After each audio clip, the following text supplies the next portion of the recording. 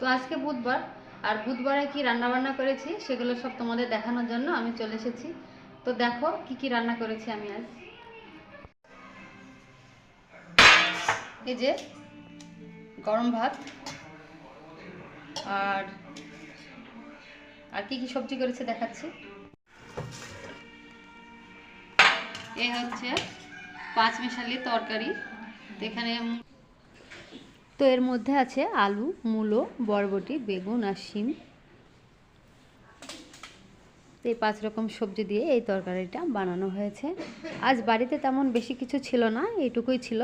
তো যা ছিল সেটুকুই আমি রান্না করেছি।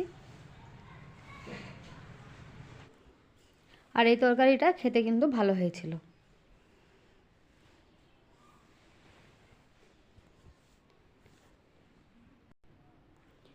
এটা হচ্ছে মূলোর শাক ভাজা। তো ওই মূলোর শাকের ভিতরে আমি একটা মূলো দিয়েছি, মানে ছোট ছোট করে কেটে ভেজে নিয়েছি। আর এই হচ্ছে পালং শাকের ঘন্ট। তো 1 মুঠো গোবিন্দ চাল আমি 1 ঘন্টা আগে ভিজিয়ে রেখেছিলাম। তো গোবিন্দভোগ চাল বেটে এই পালং শাকের ঘন্টর মধ্যে দিয়ে আমি ঘন্টটি করেছি। আর এখন আমি ঘি তৈরি করে নিয়ে চলে আসলাম। তো এই ঘি আমি নিজের হাতে বাড়িতেই তৈরি করি। রোজ দুধ জাল দেওয়ার শেষে দুধ ঠান্ডা হয়ে গেলে আমি এরকমভাবে সর তুলে নিই। সর তুলে নিয়ে আমি রোজ রোজ রেখে দিই। তো 7-8 দিন এরকমভাবে রেখে এই যে এতগুলো জমে গেছে। আর আজ আমি এখনই ঘিটা বানিয়ে ফেললাম, গরম গরম ভাতের সঙ্গে টাটকা ঘিটা খাবো বলে। তো এই যে ঘি আর আলু সিদ্ধ। তো আমি একটা আলু সিদ্ধ করে হাতে মেখে রেখে দিয়েছি। তো এই ঘি আর আলু সিদ্ধ গরম গরম ভাতে দারুণ খেতে লাগে। হলো আজকে রান্না বান্না।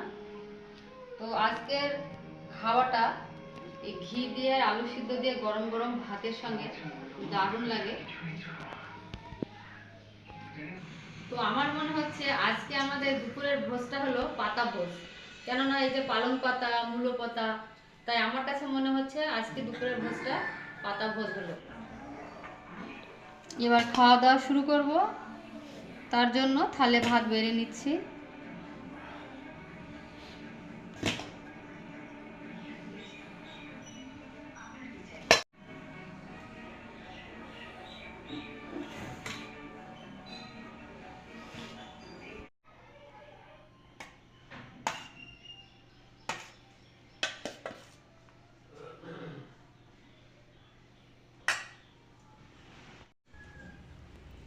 তো ভিডিওটি ভালো লাগলে লাইক, শেয়ার, কমেন্ট করো। আর চ্যানেলটি সাবস্ক্রাইব করে আমার পাশে থেকো।